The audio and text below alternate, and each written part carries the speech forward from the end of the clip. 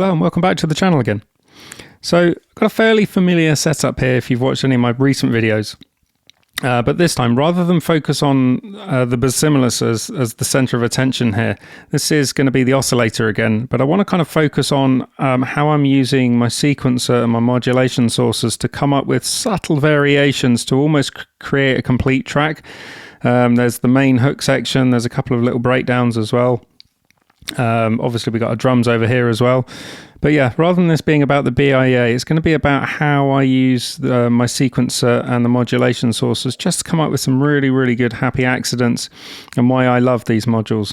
So without further ado, let's get going with the patch, and then afterwards we'll go through the breakdown of just how I like to use these to come up with the subtle variations, the happy accidents, everything that we love about Modular, and why I really like these modules.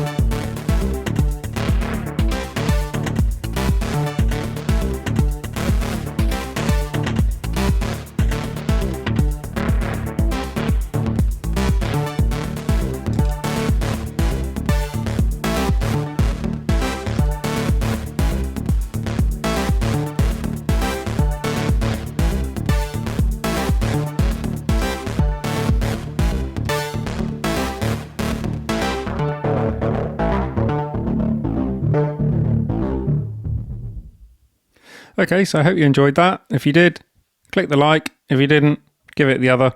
Don't care. Well, I do care, but if you didn't like it, let me know why. If you did like it, again, let me know why. Just looking at the subscriber count, getting over 900, a few more subscriptions if people want to click the subscribe, get me to 1,000. If I get to 1,000, I might do something slightly different with this channel, a little bit more interesting than just seeing me pretending to be a cheap loot pot. But anyway, so let's get started with the breakdown here. So what have I been doing? So the first thing we've got here is Metropolix. I've kept it nice and simple. We've just got a trigger going out from the gate here into Bisimilus, and we've got pitch, which is going into Bisimilus as well, but it just looks a little bit complicated because I've got pitch going up here to my buffered malt, which is coming out to Bisimilus, and it's also coming out into the carbon volts per octave, just so that as we go through our different pitches here and we increase pitch, we also open up the filter, because it always sounds a little bit better when you open the filter. So that's all we've got going on there. A lot of cables here are going on for clock and reset, so just running through that. If you haven't seen this kind of setup before, this is my clock, this is my reset. The clock's coming out here. If I show you how this is happening, I have these spiders. I have one for the clock, one for the reset, and they're just hanging off the table out of the way. So we've got clock, we've got reset, we got clock, we got reset. Into the dot here, we've also got clock and reset, and I'm also just clocking the mimeophone here as well. Because I ran out, I think I've got run out of long cables, so I think I've got this up here is also the clock. So it's just going into a mult, but it's not really useful because that is then just coming out into the mimeophone. It's just for when I had other things set up in here. So that's the clock and reset. So before we go into what's going on over here, let's just have a quick look at our sequence here. Now, if we look here, we've got track 2. The length of track 2 is 7. So we're only going as far as here. So if I start my clock, we're only running up to step 7 here, but we're in auto mode. So what this gives us is that if we increase the number of steps here, which I've got on step 3, I've got 2, 5 I've got 2, and 7 I've got 2. Now, on 3 we're playing one note. In fact, we're only playing one note on all of these for now. So this gives us 1, 2, 3, 4, 5, 6, 7, 8, 9, a 10-step sequence. And when you look at this, we've got our bass notes here. So we've got 4 bass line notes. And I think, so if this is a C, I think this is an E, no, this is an F and a G, I think. And then this is the octave. So when we play this whole, let's play this whole loop first of all. So if I just turn up the filter.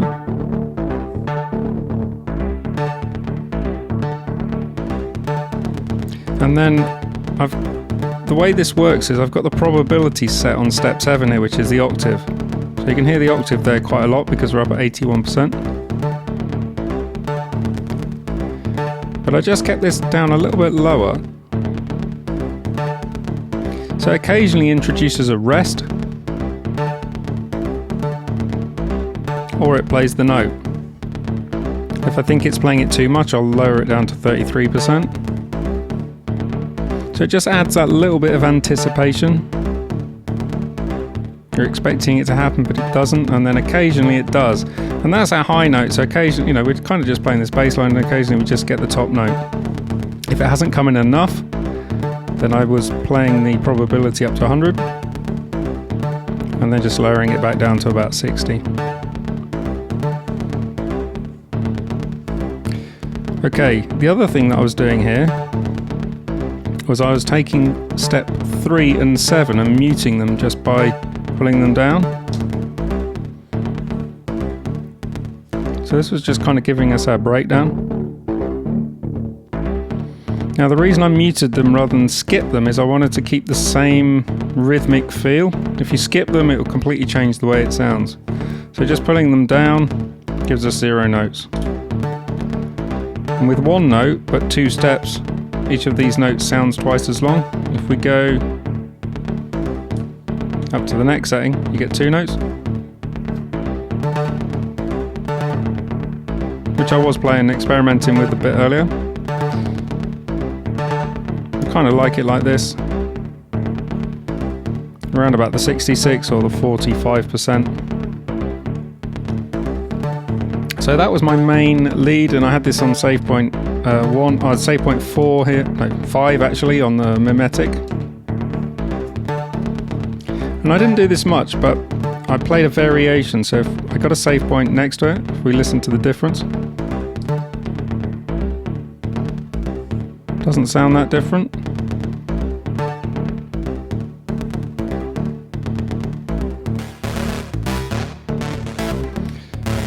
Now what have we got going on here? So this is channel 3, which is coming out to our morph. Now if we switch back to the previous save point, so that's mostly affecting the morph. So we started down here and then brought some interest in. I can't remember whether I did this or not, but lowering the harmony down here, this is harmony on channel 1. You can kind of get a really low breakdown there. Bring the kick in. I didn't do that, but this is something.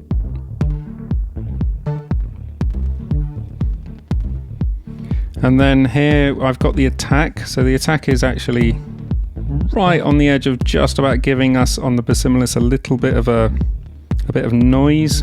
So almost like a hat. And then I've got this coming here on channel 4. So if I reduce this down, it'll pull the attack back.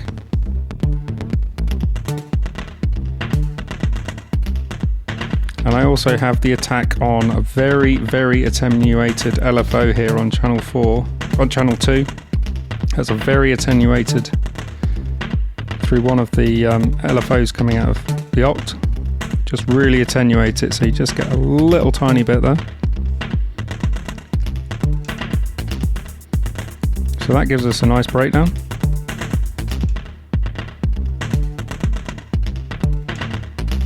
So let's get rid of the noise. And then the other thing that I did was I went into sort of strange kind of almost I call it Kraftwerk mode. But with the harmony up here, if you introduce the spread, then it goes very inharmonic. So if I show you what I mean, if we take the harmony down, nothing there, but I like having the harmonic high laying around about there, because it gives us a really nice positive feel to our bass line. Now with the harmony up, if I introduce the spread, listen to what happens.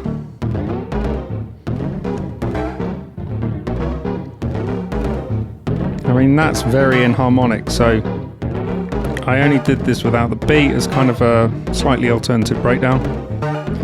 But yeah, the spread, just be really, really careful with the spread if you want to use it, because it does create very inharmonic sounds. So if you're using percussion, it's great, but if you're doing it with a harmonic bass line, just be careful how you use that. And then I was instantly switching out of this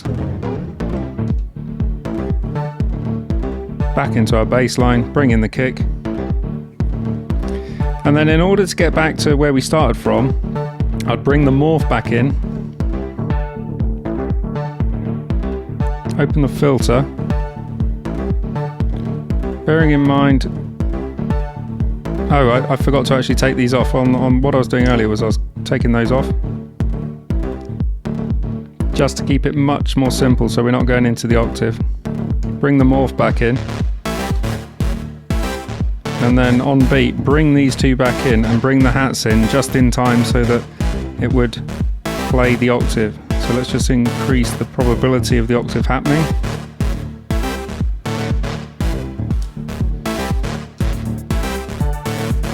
There we go. Now sometimes that octave plays very open frequency, sometimes like there, sometimes it plays very closed, so it depends where it hits.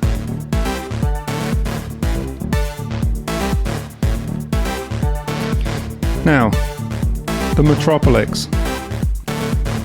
What I said here is I've got 7 of the steps in use. Step 8's not being used. We've got 2 steps here, 2 steps here, 2 steps here. But watch what happens, it occasionally resets. You see how it reset there? Like 1 or 2, 1 in 3 times. Now, ended up doing this by accident because I'd forgotten that my reset here was actually triggering. Now I should only have the trigger of the reset on channel 1 here when I click start stop. And for some reason I must have messed with it. And the reset here is actually triggering, but it's triggering right on beat. So it doesn't affect the dot, it doesn't affect the mimeophone, and it doesn't affect mimetic. But you do get this reset there So you end up with a 10 note beat, but occasionally it resets every third time. Again, just gives you a little bit more of that polymorphic sound that you want. And if you're programming this in Ableton yourself, would you come up with something like this? Well, you might do, but it'd be a lot harder. That's what I like happy accidents for. So that's how we're using the Metropolix. I think we've already gone over this. Pretty much load shred till you find something you like, save it, which gave me this nice beat. And then found another one next to it. Slightly different beat, a lot of different morph going on here on channel 3. Harmony on channel 1.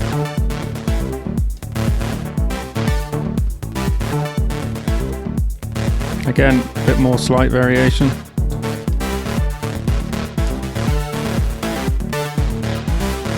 A lot more fill there.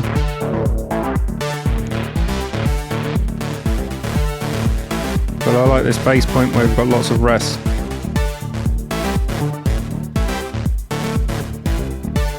So yeah, that's it. Another simple one. I hope you've enjoyed it. I hope you like these formats. If you do, let me know. Metropolix. Sometimes when I think about using it, it does seem quite limited because you've only got 8 steps. But when you start bringing in things like this, if you set different length sequences for track 1 compared to track 2, and then you skip some steps, you kind of use all the same notes. You start messing with a few things, and all of a sudden your bass line and your melody start interacting with each other in ways that you hadn't even thought about. So that's why I like the Metropolix. Like I say, it's in the majority of my patches. You see it in here regularly. I definitely wouldn't give this up for anything. Other things definitely wouldn't give these up, or the Basimilis, or the Carbon, or the Spare Carbon. Laquelic I used to use a lot, not using it quite so much now. Always using the Mumiophone pretty much in everything. Manis I like to use, but I used to use these a lot more, and I'd forgotten about Basimilis. Now I can't. Now I've got it back in the case. I just can't stop using it. So yeah, I'm going to try and stop using Basimilis in future demos. I'm sure people are getting bored of it. I think I've done 4 or 5 in a row with it now. But yeah, hope you enjoyed it, and I'll see you in the next one.